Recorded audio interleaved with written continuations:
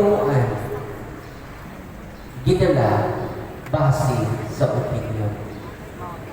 Opinion ni Soriano, opinion ni Kibulon, opinion ni Felix Manalo.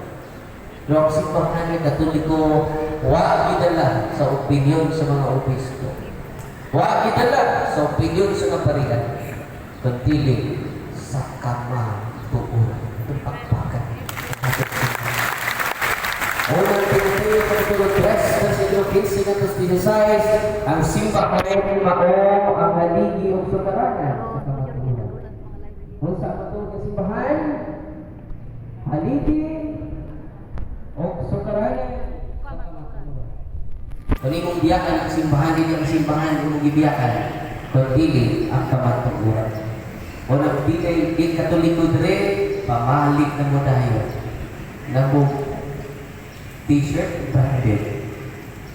Ganahan juga branded mo t-shirt. Ang imong pulong short mo, pinahanglan branded, original. Imong kao, original. Imong sapatos, original. Imong tinuhuan, peke. Pwede na. Ang ispo, simbahan pairin, pero natin pilion ang original. Ang original na malaki, ang simbahan Katoliko. The rest, tinukod lang tao. Kaya, ang saksi ni Juba mo'y tinuod, mamanhintag tayo na ko. Magsaksi ta.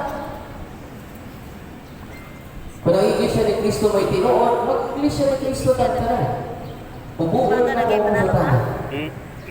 Kaya, kung ang Iglesia ni Cristo may tinuod, Katoliko may tinuod. Walang pinahanglan akong paubon ng atong garbo. Magpaubos kita sa simbahan nga gitukod sa atong Ginoo Hesus Kristo. Amen?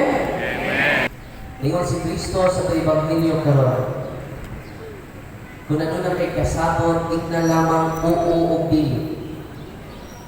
Kung wala dita, or kung na kay kasabot, kinahanglan tumano nato ang atong saad. Kaya kung di nato tumano ang atong mga saad, buton ta. Baka kunta. Kung may sama ka sa amahan sa tanang baka, tingnan lang oo o dili. Kaya ang pakapilian na iyan ka sa gikan na kanak sayawa.